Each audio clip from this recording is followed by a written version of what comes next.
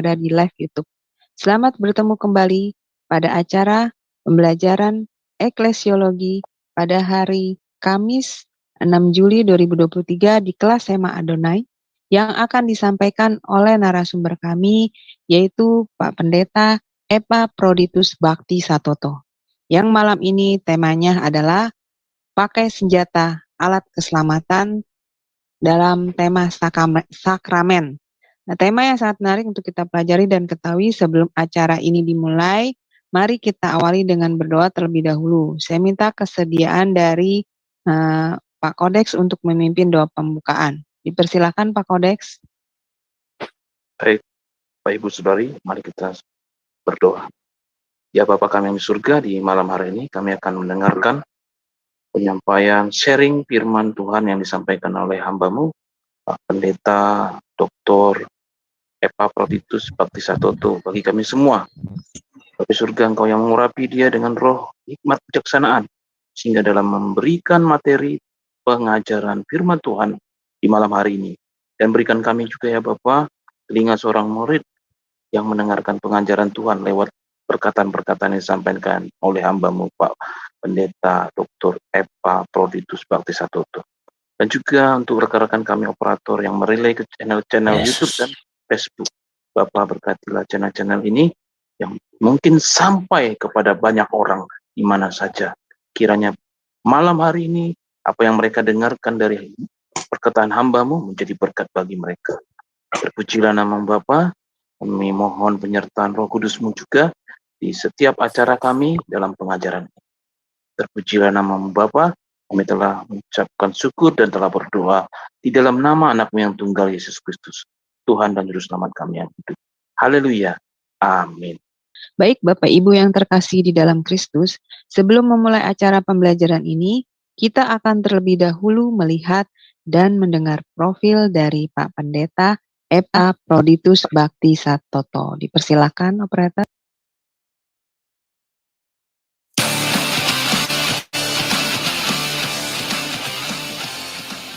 Salam semua, selamat datang kembali di Sema Adonai. Dan kali ini kami akan memperkenalkan salah seorang pengajar kita, yakni Bapak Pendeta Epa Proditus. Dan berikut adalah profil singkat dari beliau. Nama Bapak Pendeta Dr. Epa Proditus Bakti Satoto. Lahir di Solo 23 Maret 1963. Biasa dipanggil Bapak Epras. Menikah dengan Ibu Yulianti, dikaruniai 3 anak, yaitu 2 perempuan dan 1 laki-laki, serta juga telah dikaruniai 4 cucu, dan tinggal di Kabupaten Bekasi. Pendidikan. Lulus pendidikan Guru Agama Kristen tahun 1983, Seminari Betel, Jakarta. S1 Sarjana Teologi Seminari Betel, Petamburan, Jakarta tahun 2000. S2 Magister Teologi Prodi Pendidikan Agama Kristen di Institut Teologi dan Keguruan Indonesia, ITKI, Jakarta pada tahun 2007. S3 Konsentrasi Pendidikan Agama Kristen di STT KDSI Yogyakarta. Pelayanan. Sebagai ASN Guru Agama Kristen di Sekolah Dasar dari tahun 1986 hingga tahun 2023, purna tugas 1 April 2023. Wakasek dari tahun 2017 sampai purna tugas. Menggembalakan di GBI Rehoboth Papan Mas dari tahun 1991 sampai sekarang. Dan Villa Bekasi Indah 2 dari mulai tahun 1998 sampai sekarang. Ketua PGPI Persekutuan Gereja-Gereja Pentakosta Indonesia, Kabupaten Bekasi, selama 2 periode dari mulai tahun 2012 hingga pada tahun 2022. Menjadi dosen di beberapa STT serta mengajar di PPCO. Dari Sema Adonai terus menyuarakan pengajaran firman Tuhan yang membangun iman. Para narasumber pengajar di Sema Adonai sangat kompeten dan profesional. Kami mengundang Anda bergabung bersama. Baiklah, untuk mempersingkat waktu, maka saya akan serahkan acara ini selanjutnya kepada narasumber kita, yaitu Pak Pendeta Epa Proditus. Dipersilakan, Pak. Terima kasih untuk kesempatan Ya, yang diberikan kepada saya. sama-sama. Kita akan melanjutkan pembelajaran kita tentang senjata Allah.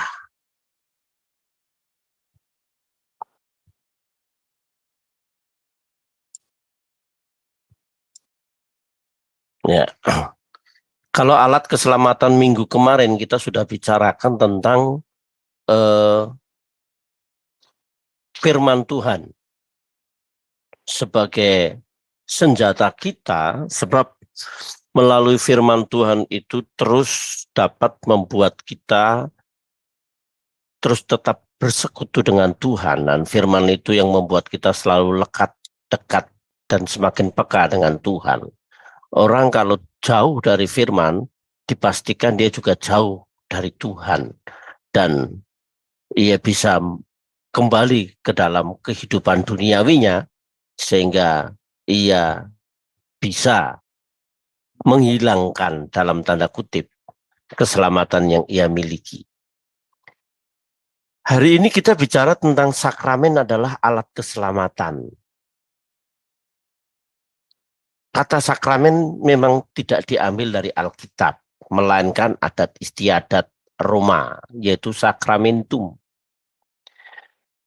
Ya, kata sakramentum. Kita lihat sebentar. Kata sakramentum memiliki dua arti. Yang pertama sumpah prajurit, yaitu sumpah kesetiaan yang harus diucapkan oleh seorang prajurit di hadapan panji-panji kaisar. Sedang yang kedua uang tanggungan yang harus diletakkan di kuil oleh dua golongan yang sedang berperkara bagi yang kalah dalam akan kehilangan uangnya. Ya. Kata sakramen mengandung arti kata saker yang berarti kudus.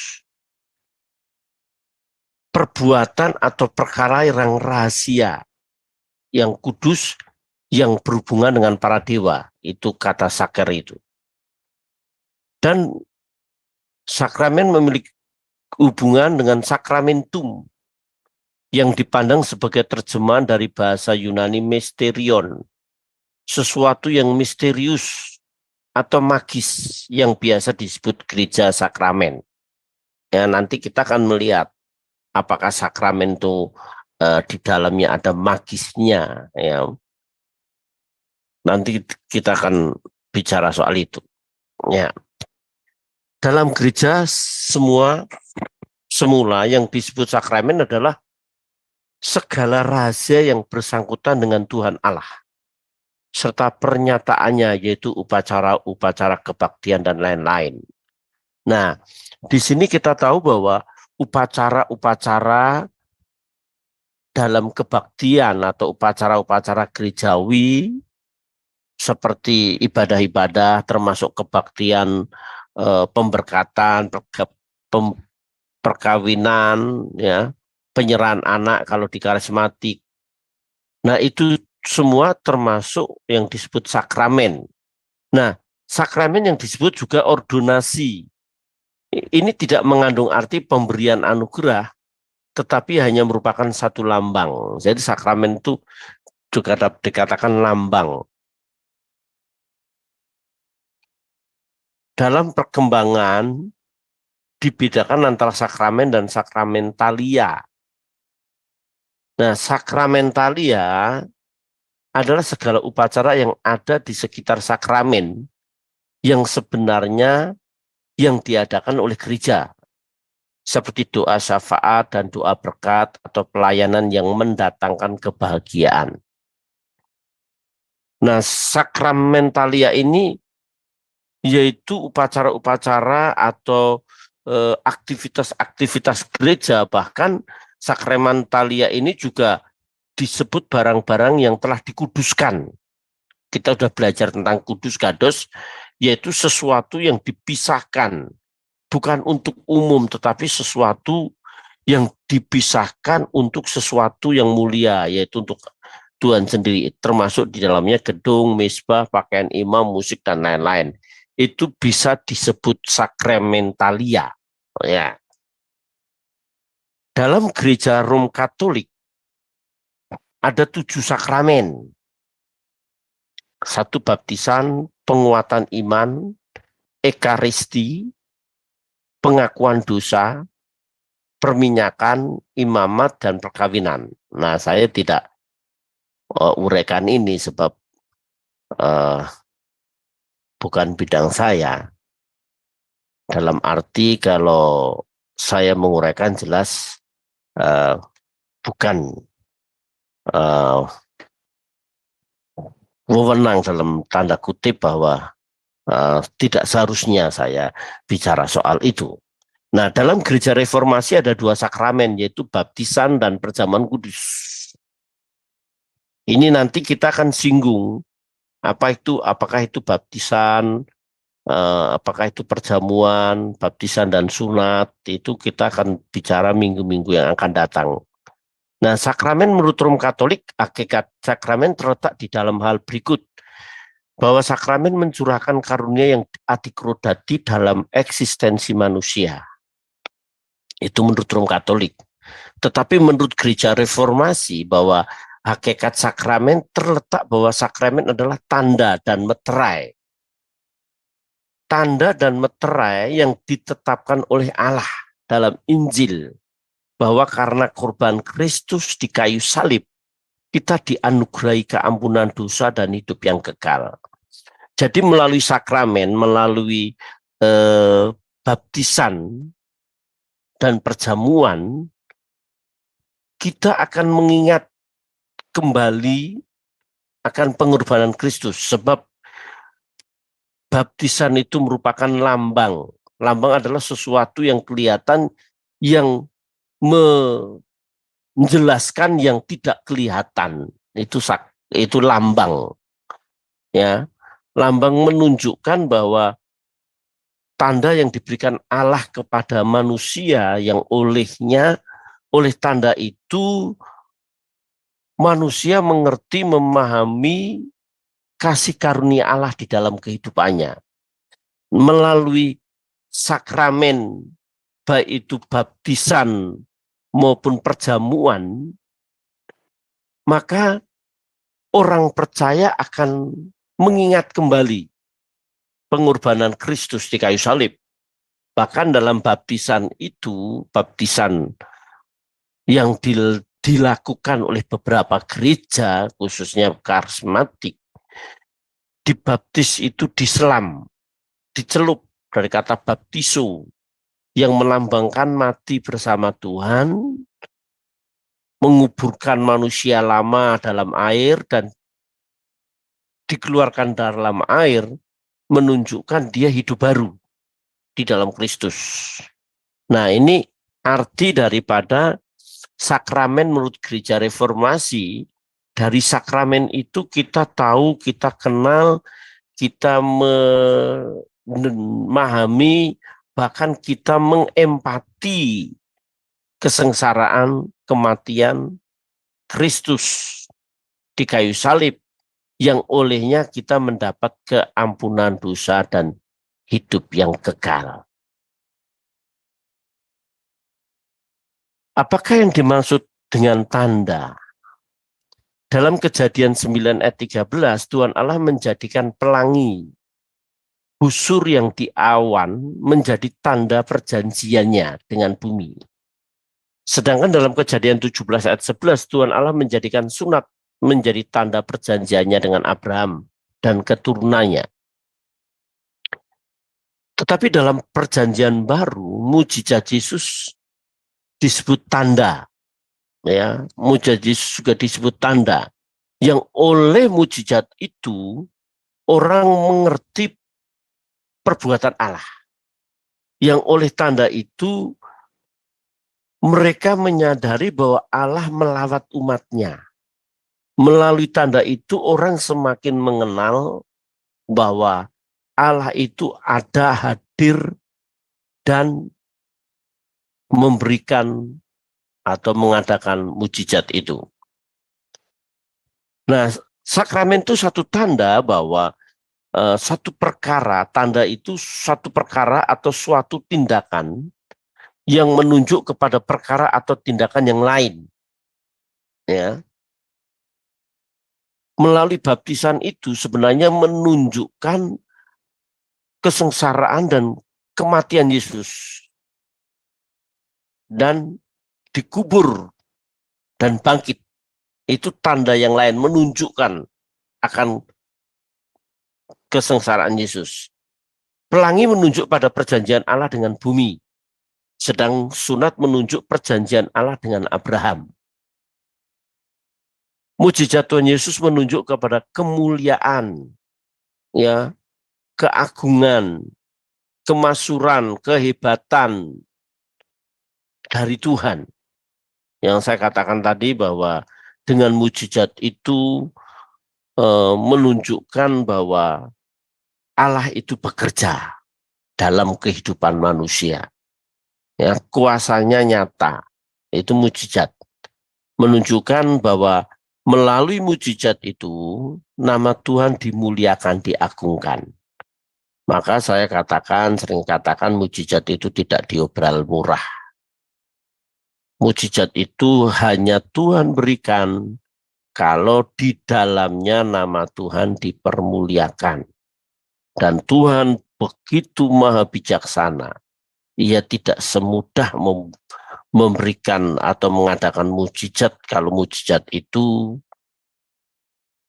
hanya sebatas untuk hal yang tidak penting, di dalamnya nama Tuhan tidak dipermuliakan, ya.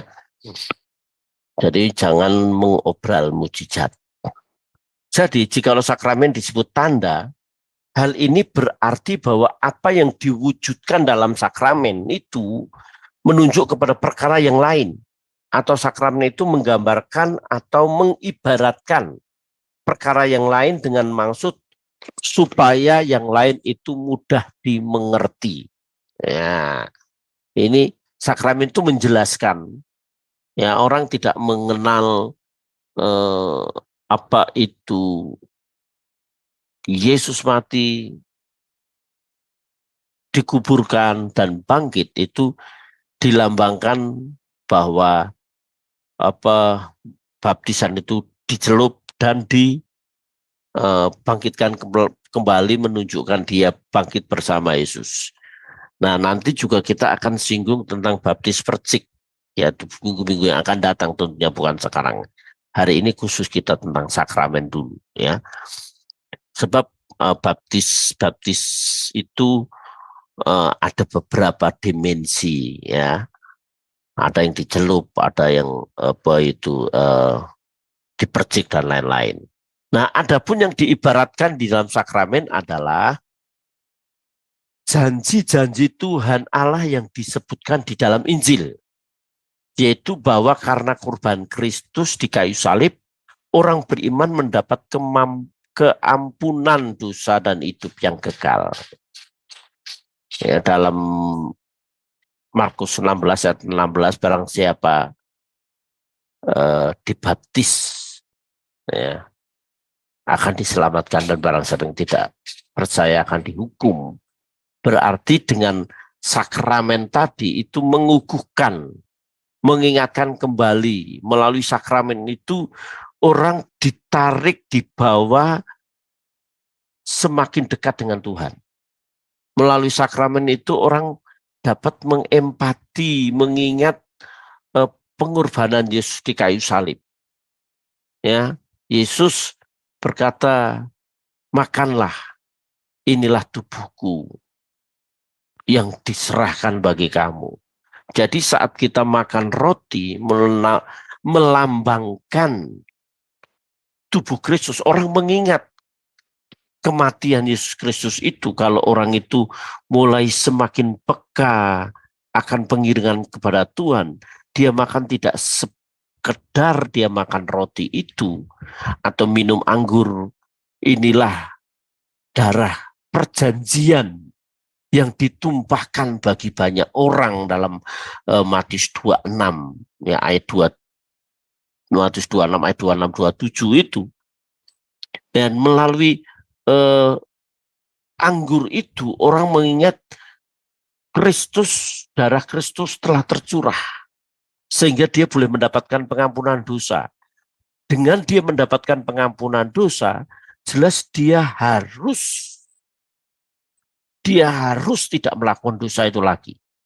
Dia tidak lagi menyakiti Tuhan dengan mudahnya dia berbuat dosa. Betapa ironisnya banyak orang Kristen yang mengikuti perjamuan atau sakramen, ya, sakramen itu hanya sebagai upacara gerejawi yang tidak berdampak, yang tidak berpengaruh. Dia kalau menyadari bahwa tubuh dan darahnya dilambangkan dengan roti dan anggur, maka dia akan semakin sungguh-sungguh mengiring Tuhan, hidup dalam kebenaran. Dia tidak mau lagi menyakiti hati Tuhan dengan hidup dalam dosa. Kalau orang itu dibaptis, kemudian hidupnya tidak berubah, apa arti baptisan itu?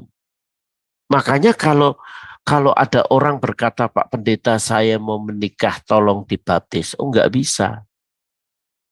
Menikah itu baptis itu bukan syarat pernikahan. Memang dalam catatan sipil ada surat baptis. Harus. Di gereja juga harus. Tetapi itu baptisan itu bukan sebagai syarat. Itu kan syarat administrasi. Tapi yang baptis itu bagaimana ia memiliki komitmen mati bersama Tuhan dan bangkit bersama Tuhan. Orang yang mau dibaptis tentunya mesti harus berani bernyanyi, salibkanlah aku Tuhan, ku rela, ku sedia disalibkan, agar ku menjadi milikmu yang benar. Salibkanlah aku Tuhan. Tuh. Ini kalau orang menyadari bahwa kalau orang itu masuk dalam baptisan,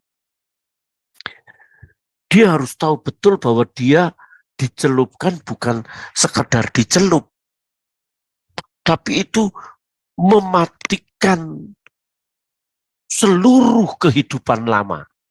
Ya. Jadikan orang-orang yang mau dibaptis itu bukan karena mau menikah, tetapi sebuah komitmen. Kan ironis toh ada orang istri berkata begini, Pak Pendeta, ada orang begitu, tapi tidak pada saya. Suami saya waktu dibaptis tangannya tidak dicelup ya Pak Pendeta. Emang kena apa? Lah suka gaplokin nama istri kok. Oh, berarti belum dibaptis tuh tangannya. Pak Pendeta itu waktu dibaptis kayaknya matanya belum dicelup loh Pak. Lu kok bisa begitu? Lah matanya masih mata keranjang kok. Kan aneh, ironis loh. Coba kalau bilang, Pak Pendeta, itu kakinya sudah dibaptis ya Pak Pendeta ya? Kenapa? Lah masih suka nendang-nendang ya Pak? Ya dibaptis kakinya dulu, mosok kepalanya langsung dicelupin begitu. Wah, itu sangat memalukan. Kalau hanya dibaptis, hanya sebatas upacara agamawi. Dalam baptisan, dalam sakramen perjamuan, menunjukkan bahwa sungguh-sungguh dia itu ada dalam hadirat Tuhan, di mana dia berurusan dengan Allah, di mana dia mengevaluasi eksistensinya. Ujilah dirimu sendiri dalam 1 Korintus pasal 11 itu. Apakah dirimu sendiri, kalau ada dosa ampuni mereka, sehingga saat dia masuk dalam sakramen perjamuan kudus itu memang betul-betul harus kudus.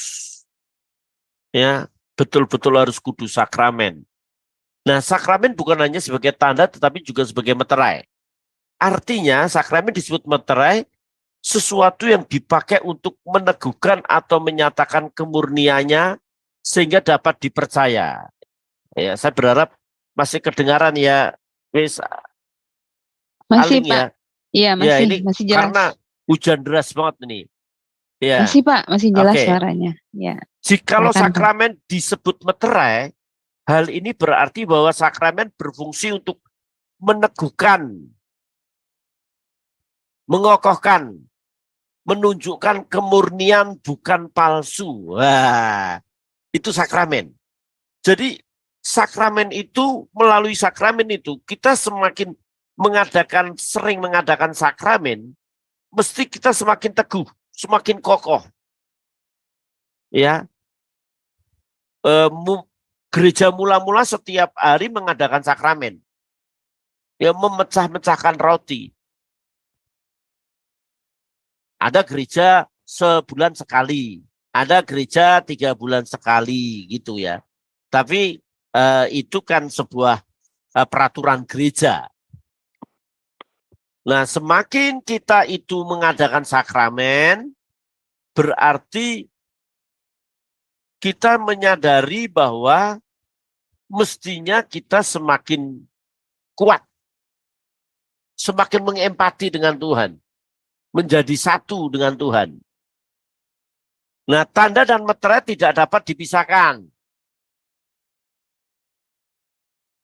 Sakramen sebagai tanda suatu perkara lahiriah yang dipakai Tuhan Allah sebagai pengukuhan.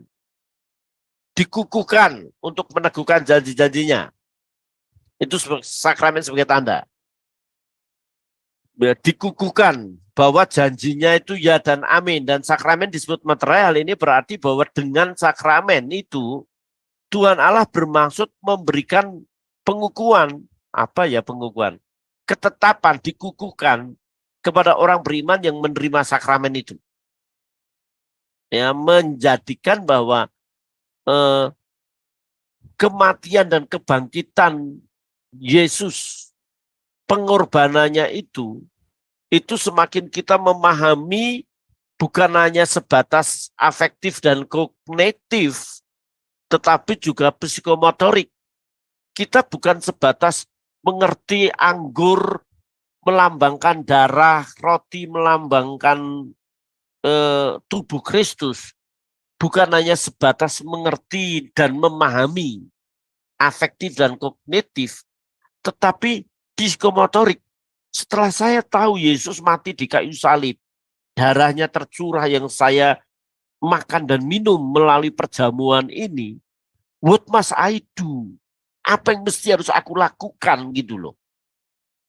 Ya, apa yang mesti harus aku lakukan buat Tuhan? Apa yang mesti aku bisa lakukan? Sebagai tanda ucapan terima kasih atau ucapan syukur atas pengorbanan Tuhan. Kalau saudara ada orang telah berbuat baik, saat-saat saudara jatuh dalam perekonomian atau dalam saat sakit, ada orang menolong saudara. Kemudian saudara pulih kembali, sehat kembali. Pasti saudara mengucapkan terima kasih. Ya, merasa berutang budi. Nah, kalau sama manusia aja kadang-kadang kita merasa berutang budi, apalagi sama Tuhan. Dan ini kadang-kadang orang nggak tahu, nggak sadar. Melalui sakramen itu kan diingatkan terus. Yesus mati di kayu salib, ya, dia sengsara, dia dikuburkan dan bangkit untuk kita semuanya. Nah, sakramen sebagai tanda dan meterai keduanya berfungsi untuk menandai atau menggambarkan serta mengibaratkan. Sakramen juga memeteraikan, mengokohkan janji-janji Allah. Janjinya ya dan amin, janji-janji Tuhan. Ya. Janji untuk kita semakin dekat-dekat dengan Tuhan, janji kerajaan Allah, janji hidup kekal itu ya dan amin. Janji-janji di sini jangan dalam tanda kutip janji-janji yang miskin jadi kaya dalam arti jasmani, yang punya utang jadi lunas. yang sakit pasti sehat. Kalau hanya sebatas kebutuhan jasmani, itu saya dapat membuat orang berarti hal yang sangat dangkal.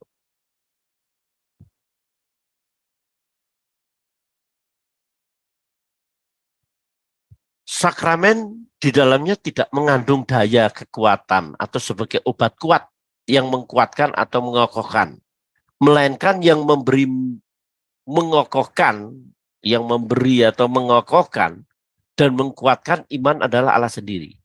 Jadi roti dan anggur itu bukan bersifat magis. Roti dan anggur itu tidak memiliki daya apapun. Orang dia seperti obat kuat yang saya makan langsung saya kuat sehat, bukan itu. Tetapi oleh karena iman kita, maka roti dan anggur itu yang kita minum itu mendatangkan mujizat. Sakit sembuh. Yang lemah bisa semakin kuat, yang kita berdosa kita bisa menangis minta ampun pada Tuhan. Itu karena Allah. Bukan karena roti dan anggur tadi, bukan karena sakramen. Pak Pendeta, gereja saya itu kalau pas perjamuan kudus yang tidak masuk dibawain, apalagi yang sakit, supaya sembuh. Oh, enggak jadi masalah. Boleh-boleh saja. Kalau jemaat di tempat saya minta begitu juga saya layani. Tetapi jangan berpikir bahwa sakramen itu sebagai obat mujarab, obat kuat yang menguatkan, mengokohkan secara fisik. Ya, sakramen itu bukan seperti jamu sido muncul atau ini bukan apa iklan, bukan obat-obat yang ada di apa beredar, tetapi perjamuan ini mendatangkan iman, dan iman itu yang mengukuhkan. Nah, Tuhan Allah mengokohkan dan menguatkan iman dengan perantaraan sakramen. Ini lebih jelas lagi. Jadi melalui sakramen itu mesti kuat. Mesti imannya semakin mantap dalam mengiring Tuhan. Semakin mantap itu semakin gimana sih, Pak? Semakin mantap itu jelas. Nyanyinya, kasihnya seperti sungai, kasihnya seperti sungai. Kasihnya seperti sungai di hatiku. Hatinya penuh dengan kasih. Ya, mengalir di waktu. Ya, mengalir di tanggal muda, mengalir di tanggal tua. Artinya sukacita terus, damai terus. Imannya kuat di tengah gelombang masalah, dia tetap tenang menghadapi masalah itu. Iman yang kuat itu dia tidak tergoyahkan. Seperti Ayub. Ayub itu istrinya aja mencela dia, tapi pengiringannya kepada Tuhan bukan karena berkat. Kalau pengiringan Tuhan pengiringannya Ayub kepada Tuhan itu karena berkat, karena kekayaan, Ayub sudah lari duluan. Tetapi Ayub tahu bahwa yang megang hidupnya itu Tuhan, Allah yang berdaulat atas hidupnya. Imannya kuat dia. Imannya kuat. Karena apa? Saat istrinya meminta dia mengutuki Allahnya, dia nggak mau. Ya. Oleh sebab itu, saudara yang dikasihi Tuhan, saya mau mengajak melalui perjamuan ini kita menyadari, bentar ini.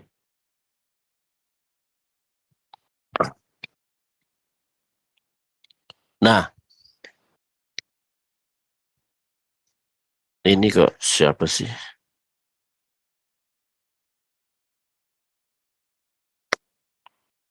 Nah, Tuhan Allah mengokohkan dan menguatkan iman dengan perantaraan sakramen.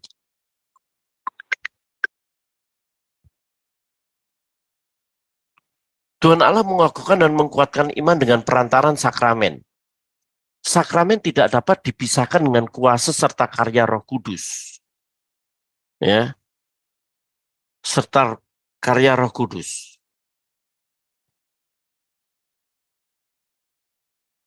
Sakramen dapat menjadi alat penguatan atau pengakuan iman jikalau Roh Kudus bekerja melalui sakramen tersebut.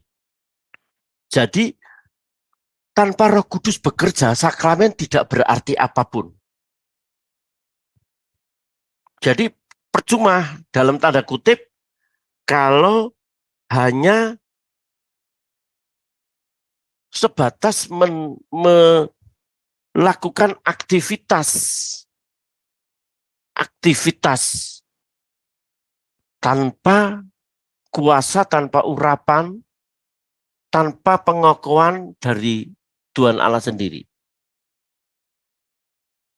Nah, sebagai kesimpulan, bahwa sakramen adalah tanda dan meterai yang ditetapkan Tuhan Allah. Karena sakramen adalah perintah Tuhan yang harus dilaksanakan. Pada malam sebelum Tuhan Yesus disalibkan, yaitu perjamuan Paskah, setelah memecah-mecahkan roti, setelah memberikannya kepada murid-muridnya, ia berkata, perbuatlah ini menjadi peringatan akan aku. Dan Matius 28 ayat 19-20, karena itu pergilah jadikanlah semua bangsa muridku dan baptislah mereka dalam nama Bapa, Putra, dan Roh Kudus, dan ajarlah mereka melakukan segala sesuatu yang telah kuperintahkan kepadamu. Nah, dari uraian di atas, Bapak Ibu, bahwa baptisan dan perjamuan kudus bukan hasil penemuan manusia, melainkan penetapan Tuhan Allah sendiri. Jadi bukan gereja yang merumuskan adanya sakramen ini, tetapi sakramen itu, baptisan dan perjamuan itu dari Tuhan sendiri. Nah, Tuhan sendiri berkenan menghubungkan sakramen kudus dengan sengsara dan kematian Tuhan Yesus yang mendatangkan keselamatan. Oleh sebab itu, sakramen tidak dapat dipisahkan dengan karya penyelamatan Kristus yang sudah diselesaikan di kayu salib, yang mendamaikan Allah dan manusia. Nah, melalui sakramen ini, mari kita tahu bahwa sakramen bukan sesuatu yang sifatnya umum. Itu sesuatu yang sifatnya sakral, suci, sifatnya sungguh-sungguh membuat kita menjadi dekat, menjadi lekat, menjadi kokoh, dan kita semakin menyadari kekurangan kita, kita semakin hidup dalam kebenaran dengan melakukan sakramen. Nah, hari ini kita khusus bicara sakramen saja, minggu depan kita bicara soal baptisan. Ya, oke, jam 10 lebih, jam 10 kurang 5. 10, iya. Ya, Baik, kita 50 menit. Iya, baik, terima kasih kepada Pak Epaphroditus untuk materi yang telah dijabarkan pada malam ini, yang semakin membuat kita mengerti akan arti sakramen, sehingga semakin meneguhkan iman kita dan juga menambah pengetahuan kita akan kebenaran firman.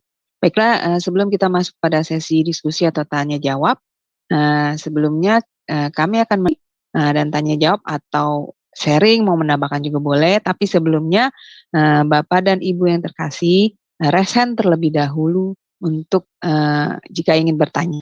Silakan Bapak dan Ibu sekalian. Iya. Apakah sudah jelas, bisa terlalu cepat gitu? Iya. Baik Pak, kalau belum biar saya dulu yang pertama. Iya. Pak Epras, kan perjamuan kudus itu biasa diadakan di gereja, itu dipimpin oleh pendeta ya Pak. Iya. Kalau di Katolik oleh Romo. Nah, yang saya mau tanyakan, apakah perjamuan kudus itu boleh kita angkat sendiri gitu Pak? Misalnya kan ada yang boleh membawa pulang anggur dan itu apa host itu ya Pak? Apakah itu boleh kita mengangkat sendiri gitu Pak perjamuan kudus itu? Ya Apa harus pendeta? kalau perjamuan itu sudah diberkati pendeta, Oh. sudah dikuduskan, Mm-mm. tidak apa-apa dibawa pulang, terus kita sendiri yang mimpin, kita berdoa. Saya kira tidak menjadi masalah. Itu sudah diberkati. Oh, yang tidak boleh yang belum diberkati oleh Iya, pendeta belum ya Pak? Ya, diberkati. oh, Kalau sudah diberkati uh, dibawa pulang, terus uh, didoakan, tapi jangan dalam tanda kutip ya. Ada mm, gereja-gereja, mohon maaf, ada mm, gereja-gereja tertentu mm. apa itu dijadikan kayak satu jimat gitu. Wah, ini Iya betul Pak. Iya. anggur, ini Mm, apa itu minyak, urapan dan lain-lain. Dijadikan dalam tanda kutip bendanya itu jadi sesuatu yang magis. iya Sedangkan bukan yang mendatangkan kesembuhan itu bukan karena itu gitu. bukan karena bendahnya ya Pak, tapi iman Bukan kita ya Pak. Iya iman iman kita. kita. Nah, Nah, biasanya yang mengadakan uh, perjamuan itu uh, orang-orang yang sudah mendapat jabatan sebagai pendeta atau pastor itu. iya itu yang Itu boleh ya mengangkat boleh. Kita perjamuan nggak itu boleh. ya. Kita yuk kita Iya, saya tumpang tangan jadi perjamuan ya. iya Sebab makanya. itu kan Nah, upacara gereja. betul. Nah, ini ada satu lagi nih Pak, yang mau saya tanyakan. Itu Kak, saya pernah lihat loh Pak, seorang ibu di gereja Pak. Anaknya itu kan masih kecil Pak. Nah, dia Ya. ngeliat ibunya apa makan roti itu, dia nangis minta. Nah, ibunya memberinya. Itu bagaimana Pak kalau seperti itu ya? Setahu saya kan anak kecil itu memang belum belum maksudnya untuk mengangkat perjamuan kudus itu kan tidak sembarangan ya Pak. Maksudnya eh, ada aturannya. Orang yang belum dibaptis kan nggak boleh ya Pak mengangkat perjamuan seperti itu. Nah ini kalau anak Iya. kecil ini bagaimana Pak? Memang ada Apakah salah gitu? gereja yang Eh, mengatakan aturan memang ya hanya mereka yang mm, belum sudah dibaptis itu adalah sebuah mm, peraturan gereja. Tapi ada mm, juga mm, yang mm, mereka yang sudah memiliki iman, mereka yang mengerti orang yang sudah dewasa. Nah, sebenarnya mm, tidak boleh. mm, mm, Sebenarnya jangan sampai ya. mm, Tetapi barangkali itu supaya anak mm. diem, ndak Iya rewel benar, begitu iya ya. benar Pak. Itu tapi secara Eh, teologis memang hanya orang-orang yang dewasa mengerti pengorbanan, mm, menghayati kematian itu yang boleh mm, mm, mm. gitu. Iya betul. Oke. Dan ini Pak perjamuan kudus ini sebenarnya kan dikatakan di Alkitab boleh dilakukan sesering mungkin ya Pak. Nah apakah itu boleh dilakukan misalnya dalam sehari itu misalnya saya ke gereja 3 kali lalu saya mengangkat perjamuan itu 3 kali apakah boleh Pak itu dilakukan? Nah itu Pak penjelasannya bagaimana? Iya, Iya. Nah, saya tuh mm, melayani perjamuan itu bisa minggu mm, pertama itu yang pasti mm, 2 kali. Yang mm, pasti 2 kali. Kecuali saya mm, diundang lagi sore harinya mengadakan perjamuan bisa 3 kali. Saya sebagai gembala, mm, tapi ada juga orang-orang mm, yang kebaktian 3 kali itu juga 3 kali juga dia kebaktian. Semakin dia mm, semakin kuat, semakin menyadari, semakin mm, mengempati, mm. semakin dekat dengan Tuhan. Tidak jadi masalah. Tapi bukan Oh. sebatas dia makan dan minum, tapi Mm. semakin menyadari, semakin dekat dengan Tuhan. Nah, begitu loh. Oh, iya berarti boleh Iya, ya, iya Pak. Saya boleh. pikir tadinya tidak boleh, Pak. Makanya saya jadi kalau pas saya misalnya ikut dalam seminggu itu 2 kebaktian, yang satu lagi saya nggak angkat perjamuan, Pak. Karena saya nggak tahu itu boleh apa tidak gitu. Diulang sampai berkali-kali dalam Iya, hari Minggu itu. Iya. Oke, iya, ini ada pertanyaan dari Bang Kodek. Iya, dipersilakan iya. Bang Kodek. Iya. Mari. Iya, iya, terima kasih host. Pak Pendeta, selamat malam Pak Pendeta. Selamat malam. Pak Pendeta, pertanyaan saya sih sekitar salah satu dari sakramen, kan ada sakramen baptisan kudus ya Pak Pendeta ya. Iya. Nah, itu kalau baptisan kudus, kalau untuk anak-anak apa dibolehin atau kalau enggak, kenapa gitu Pak? Iya. Ada beberapa gereja yang membaptis anak. Ya, ada beberapa gereja yang membaptis anak. Bahkan setahu saya di AKBP juga namanya tardidi, baptisan anaknya. Kemudian kalau di gereja-gereja karismatik, biasanya anak itu tidak dibaptis karena dia belum tahu arti baptisan itu. Sehingga anak-anak itu diserahkan kepada Tuhan. Itu seperti Yesus memberkati anak-anak, maka gereja karismatik itu anak-anak diserahkan. Karena tidak tahu arti baptisan, maka umur 12 tahun ke atas itu baru dibaptis. Nah, anak-anak dibaptis itu kan menjadi sebuah tanda upacara, itu menjadi milik Allah. Kalau di karismatik itu diserahkan. Tapi tanda baptisan itu dikukuhkan, disahkan bahwa ia menjadi milik Tuhan. Itu sepengetahuan saya bahwa anak-anak itu diserahkan, dibaptis itu memiliki arti sebagai tanda dia menjadi milik Tuhan. Begitu, Pak. Itu nanti minggu depan saya mau bicara soal ini.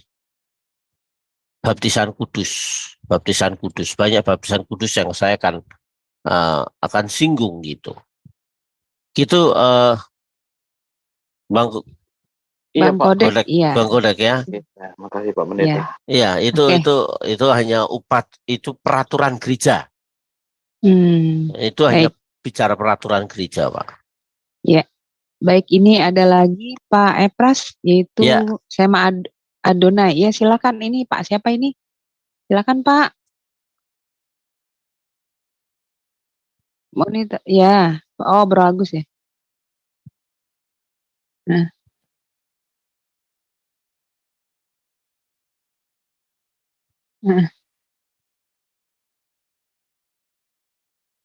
Iya, oke. Iya. Ya, silakan Bro Pak Agus.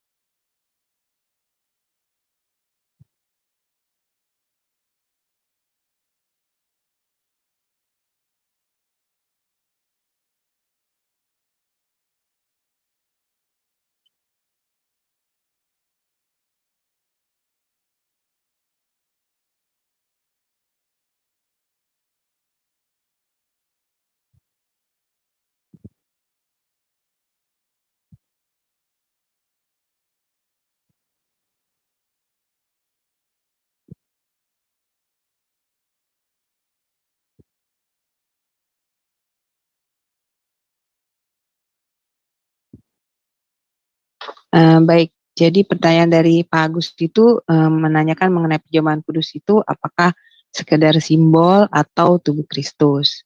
Dan satu lagi yaitu mengenai pengertian dari bait Allah bagi masing-masing substansi itu seperti apa, Pak? Ya, dipersilakan, Pak. Ya, bahwa perjamuan kudus itu sebagai lambang tubuh Kristus. Ya, inilah tubuhku yang diserahkan bagi kamu. Tubuh di sini dilambangkan, kata lambang itu menunjukkan sesuatu atau menjelaskan sesuatu yang tidak kelihatan. Kalau mau didefinisikan, sakramen itu adalah tanda yang diberikan atau lambang yang diberikan kepada manusia, artinya tanda yang dapat dilihat, yang menunjukkan kasih dan pengorbanan Tuhan Yesus kepada manusia, sehingga manusia dapat memahami, mengerti akan kasih Allah itu. Nah, memang ini menjadi sebuah perdebatan dalam arti ada yang mengaku itu benar-benar tubuh Kristus, ada yang mengatakan bahwa itu hanya sekedar sebatas lambang. Dan ini menjadi sebuah pergumulan. Tapi melalui pelajaran hari ini, saya mengatakan itu sebagai lambang. Sebab kalau itu benar-benar tubuh Kristus, itu nanti menjadi magis, menjadi dibuat sebagai obat kuat yang tadi saya katakan. Ada sesuatu daya di dalamnya.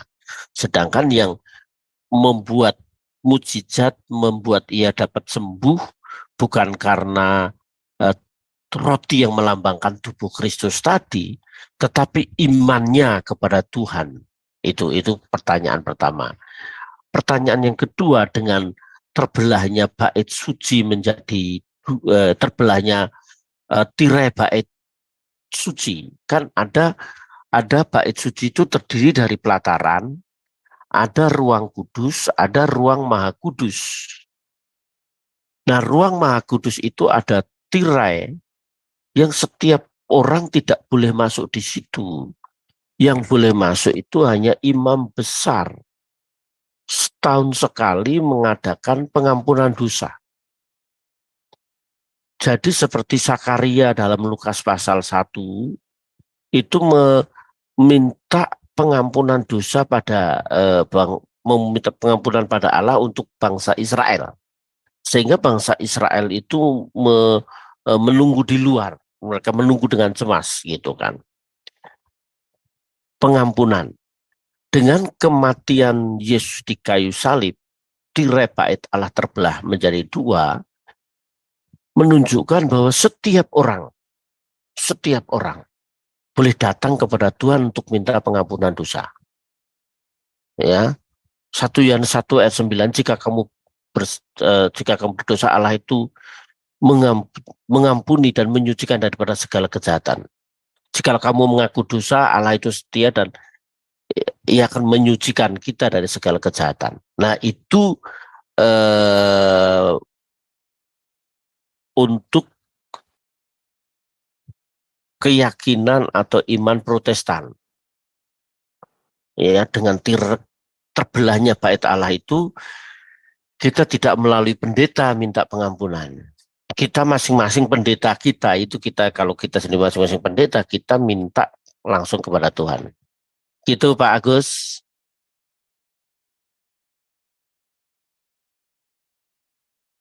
Ya. Jadi kita semua boleh masuk ke ruang Maha Kudus. Sehingga kita nyanyi, masuk ruang Maha Kudus dengan darah anak domba. Masuk ruang, lagunya kan gitu kan. Nah, itu kita masuk dalam ruang Maha Kudus gitu. Itu dengan terbelahnya tirai itu ya Pak. Iya, berarti tirai menunjukkan bahwa pengampunan itu tersedia untuk semua orang. Iya, tidak ada penyekat lagi ya Pak, tidak penyekat antara manusia dengan Allah. Iya, dan tidak melalui seseorang minta pengampunan dosa. Masing-masing orang boleh datang kepada Tuhan dan minta pengampunan. Ya, tetapi luar biasa. Tetapi orang yang minta pengampunan itu jelas ada konsekuensi untuk tidak melakukan dosa lagi. Ya, sebab kalau dia minta pengampunan dosa, Tuhan ampuni saya mencuri 5.000 Tuhan. Besok Tuhan ampuni saya mencuri 10.000. Tuhan ampuni saya mencuri 100.000 Tuhan. Nah, itu kan ledek namanya. Itu tidak menghargai Tuhan ya, itu. Iya. Tidak menghargai. Jadi dengan kita minta ampun seperti Tuhan Yesus berkata kepada perempuan yang kedapatan berzina di Yohanes pasal 8 itu, pergi dan jangan berbuat dosa lagi. Betul. Jadi harus benar-benar jadi maksudnya harus benar-benar minta pengampunan itu Pak, bukan dengan maksudnya kemunafikan seperti itulah ibaratnya Pak ya, maksudnya datang dengan nangis-nangis tapi ternyata tetap melakukan hal yang sama. Seperti itu ya Pak berarti ya. Iya, kalau secara pribadi kalau kita minta ampun ya, Tuhan ampuni hari ini aku telah melukai istri. Saya telah meluk perkataan saya sombong Tuhan hari ini. Mm-mm. Nah, kalau kita dalam doa pribadi tuh, tapi jangan berdoa di gereja. Tuhan ampuni saya telah melukai istri. Wah, Iya, bubar Pak. itu. Iya. Jadi gosip, Pak. kita jujur sama Tuhan. Dengan kita jujur, kita akan, oh Tuhan ampuni hari ini saya sombong Tuhan. Perkataan saya sudah memiliki indikasi orang menilai saya bahwa saya ini orang yang lebih dari yang lain. Ampuni saya Tuhan. Nah, dari kepekaan itu orang semakin memahami belajar rendah hati. Orang belajar rendah hati itu susah. Kadang-kadang kita ngomong nggak sombong, tapi orang menilai dia sombong gitu. Iya, benar. Gitu. Nah, kita mesti melalui sakramen, semakin sering mengadakan sakramen, apalagi sampai 3 kali begitu sehari. Wah, semakin dekat kepadamu, semakin dekat dengan Tuhan. Nah, ini Pak, sakramen ini kan biasanya kan memang diadakannya di gereja. Berarti orang itu memang harus ya Pak, setiap minggu itu ke gereja, apalagi kayak Katolik ya Pak. Itu kan setiap minggu mengangkat perjamuan kudus tuh Pak. Kalau di Katolik kan iya.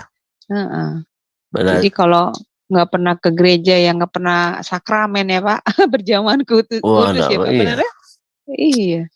Makanya dulu ada orang datang, Pak, tolong Pak berkati saya mau menikah Pak. Kok enak sekali kok. Kamu gereja mana? Saya gereja A. Udah berapa lama? Sudah 5 tahun enggak ke gereja Pak. Waduh, imanmu udah berkarat itu. Iya benar Pak, ada. Ini saya ngalamin sendiri sih Pak. Maksudnya dari keluarga gitu Pak. Jadi dia menikah dengan Muslim ya Pak. Nah, ketika mau menikah, orang tuanya menginginkan anaknya ini menikah secara gereja. Nah, artinya kan pasangannya ini harus masuk Kristen ya Pak, dan harus menerima sakramen baptisan. Nah, ini bagaimana Pak Epras? Kalau misalnya dia masuk, maksudnya menikah secara Kristen di gereja, nah tetapi setelah menikah, jadi kayak seperti sandiwara gitu, setelah menikah itu dia balik lagi kepada agamanya yang semula, itu bagaimana ya Pak? Kalau seperti itu ya Pak? Itu jelas salah ya Pak? Seperti itu jelas-jelas. Yang pertama, pendeta tidak boleh murahan, dalam tanda kutip, mohon maaf, gampang memberkati. Harus ada prosedur.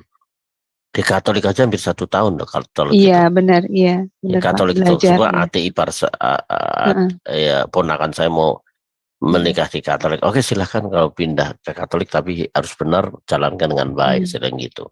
1 tahun. Iya kalau di Katolik Pak. Iya belajar kan. Dulu. Ya mesti satu, dia harus menjadi jemaat, syaratnya. Dia harus menjadi jemaat sekian bulan barangkali. Mengalami, harus diadakan konseling pra-pernikahan. Iya. Nah, dari runtutan-runtutan tadi, gereja harus menangkap jiwa itu menjadi milik Kristus. Begitu. Jadi jangan nanti itu dia bersandiwara. Iya betul. Ya, bersandiwara. Tapi kalau gereja sudah maksimal, ya Tuhan tahu. Saya memang berapa kali saya nolak, berapa orang minta diberkati, saya tolak. Ada sekali banyak orang datang bawa mobil bagus-bagus ke rumah, tahu Pak berkati saya, nggak bisa saya gereja punya aturan, ada majelis, ada pengurus, ada staf gembala. Nggak boleh. Kalau saya hanya memberkati seenaknya, mending saya bawa mimbar aja di pasar. Ayo saya diberkatin. Iya benar Pak. Betul. Oke. Luar biasa Pak materi malam ini. Bu Heni ada pertanyaan atau sudah jelas belum? Monitor Bu. Iya. Ibu Heni monitor. Monitor. Saya menyimak dari tadi sembari kerja. Paham. Pelajarannya paham Pak. Nggak ada pertanyaan. menambahkan itu Bu Heni kira-kira ingin menambahkan? Nggak ada yang nggak ada Oh, ditambahin, semua mantap. iya, puji Tuhan. Baik, siapa Ya, lagi Bapak Ibu yang ingin bertanya? jadi kita Silakan sedikit di resen. sakramen dulu, besok Iya, baptisan, biar lebih betul. jelas. Kalau sakramen baptisan nanti malah lebih Iya, banyak gitu. betul. Ya, saya Ya, tadi setuju ya Pak ya, yang Bapak bilang itu. Banyak sekali yang saya tahu itu sakramen itu dikultuskan ya. Mereka tidak mengerti arti sakramen yang sebenarnya. Ya, Jadi ada beberapa orang mengambil sakramen, oh ini bisa menyembuhkan, sakramen ini bisa menyembuhkan, ayo banyak kesaksian, habis sakramen, mukjizat terjadi datang. Bukan sakramen itu yang ini. Yesus, Tuhan iya Yesus betul. yang Tuhan yang memberikan kesembuhan. Jadi Iya. ada diambil perjamuannya, dikirim ke temannya melalui pesawat loh Pak, dikirim loh Pak pesawat. Ini udah didoakan sama pendeta ini. Nanti katanya kamu pasti sembuh, katanya udahlah pasti sembuh. Kan yang mempercayakan Tuhan. Iya. Jadi dia menganggap benda apa kayak anggur dan rotinya itu sebagai jimatnya malah ya Ibu jimat Heni ya. magis, hal yang magis. Iya, bukannya sebagai bukan mengimani tapi menganggap benda itu sebagai sesuatu yang sakti gitu. Iya. Oke, ini siapa lagi nih? Ayo. Kalau saya mengambil sakramennya setiap hari, Pak. Oh, setiap hari. Iya. Iya, di dalam perjamuan hati rohaninya ya, Pak ya. Saya akan mengenang Tuhan setiap hari di dalam doa saya. Saya mengenang Tuhan mati buat saya. Walaupun saya nggak angkat roti itu ya, tapi makna. Ya, itu maknanya ya. Saya angkat setiap hari. Jadi bukan berarti kita harus lakukan itu, enggak. Jadi setiap hari kita harus ada makna. Kalau kita sudah bisa melakukan hal itu, hidup kita itu mulai terarah di dalam kebenaran. Kita hidup benar. Jadi kita nggak gampang nuduh orang, nggak gampang orang gitu. Jadi hidup kita udah berubah karena hidup kita itu sudah lagi bukan kita menghidupkan hidup dunia ya. Kita sudah menghidupkan hidupan rohani kita gitu loh. Jadi bagusnya setiap hari maknanya itu kita lakukan setiap hari, bukan hanya di gereja. Iya. Gitu. Menurut saya gitu Pak. Kalau ya oke. Intinya Ibu itu tadi setiap hari mengangkat perjamuan, senantiasa lekat dengan Tuhan, mengingat pengorbanan kematian Yesus itu, sehingga semakin hati-hati dalam segala hal. Terima kasih untuk tambahnya Ibu ini. Ya, nah ini ada Bang Kodek, Bang Agus lagi Agus, nih, ya? mau bertanya ya. Ya silakan Pak Agus ya. Ya.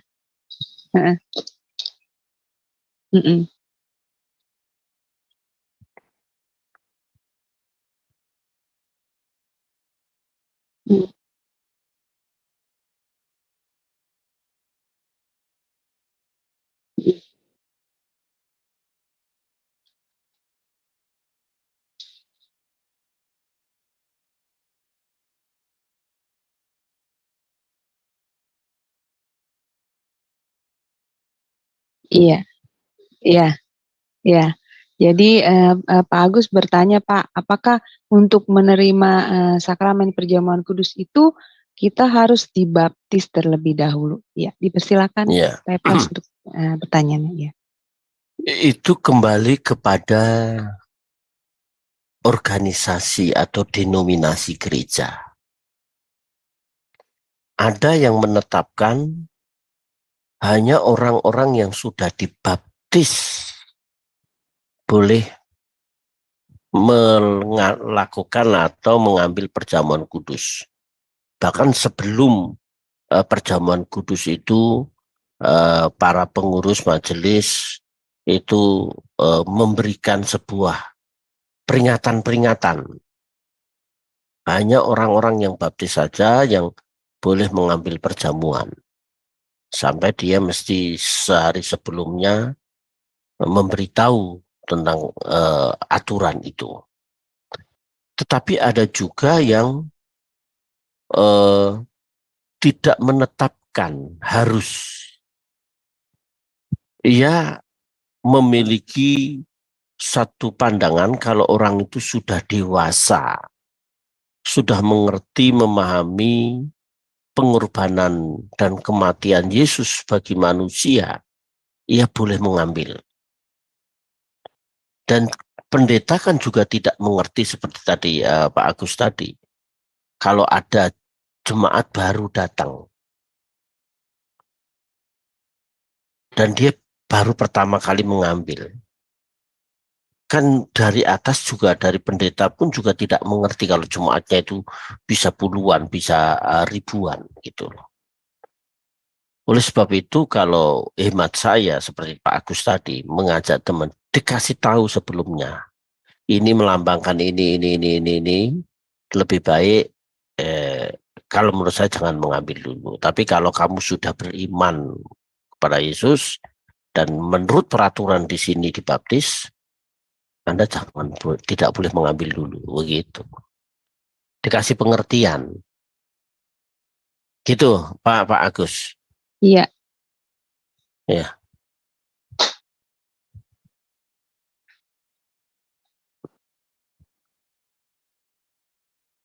Iya. Amin, amin. Ya, itu kembali ke peraturan gereja itu. Iya. Ya. Betul. Baik, terima kasih Pak Agus sudah mengerti ya. Oke, ada lagi yang bertanya?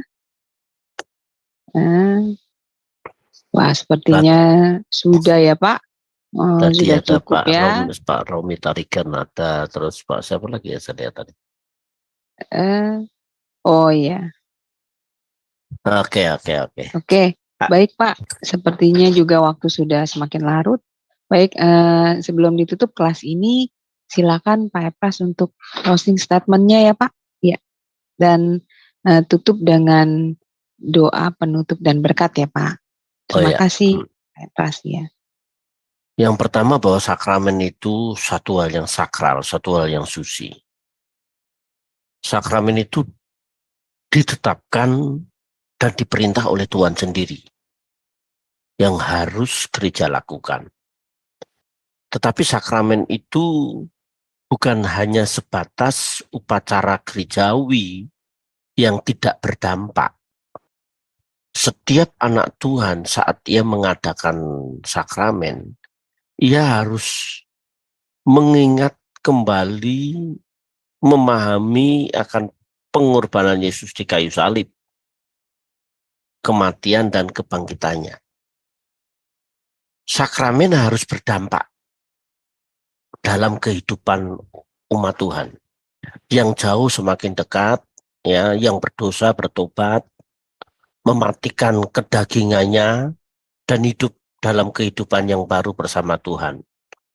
Sakramen tidak akan pernah berarti apapun kalau hanya sebatas upacara gerejawi dan tidak berdampak.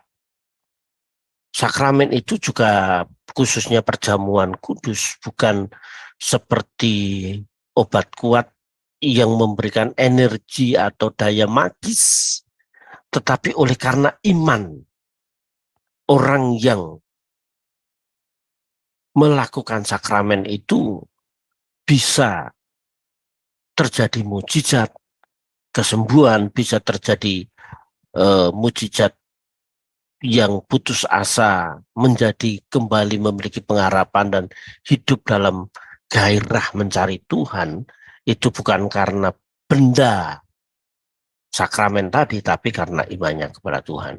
Oleh sebab itu, semakin mereka sering mengadakan sakramen, seharusnya dia semakin mengempati dengan Tuhan dan menyadari keberadaannya, kasih oleh karena kasih karunia Tuhan, sehingga dia mau membalas akan kebaikan Tuhan dalam kehidupannya. Amin. Ya, mari kita berdoa. Betapa kami bersyukur kepada Tuhan untuk pembelajaran tentang sakramen. Bila kami tidak main-main lagi saat kami masuk dalam sakramen. Sebab sakramen adalah perintah yang Tuhan berikan kepada gereja untuk dilakukan, dan setiap umatmu boleh mengambil sakramen itu, baik baptisan maupun perjamuan. Bukan sebatas melakukan upacara agamawi, tetapi melalui sakramen mereka semakin mengasihi Tuhan, semakin hidup berkenan dan menyenangkan hati Tuhan.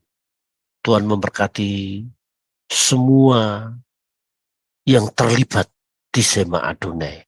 Hamba tidak menyebutkan satu persatu, namun kami percaya Tuhan mengenal mereka sekalian. Hamba-Mu berdoa Tuhan memberkati dengan kesehatan dan kekuatan. Melalui Sema Adonai banyak orang mendengar kebenaran firman-Mu, menjadi berkat bagi bangsa-bangsa, dan nama Tuhan dipermuliakan. Malam ini kami mau beristirahat. Bagi kami yang ada di Indonesia dan yang di Amerika masih bekerja juga, Tuhan menyertai. Kami tetap dalam perlindungan dan penyertaan Tuhan yang sempurna. Terpujilah nama Tuhan. Kiranya damai daripada Allah Bapa dalam kasih Kristus Yesus, serta persekutuan Roh Kudus menyertai saudara sekarang sampai Maranatha. Dalam nama Tuhan Yesus Kristus kami berdoa. Amin. Amin. Puji Tuhan. Terima kasih Pak Epras untuk pelayanannya. Tuhan berkati Puji pelayanannya Tuhan. lebih dan lebih lagi.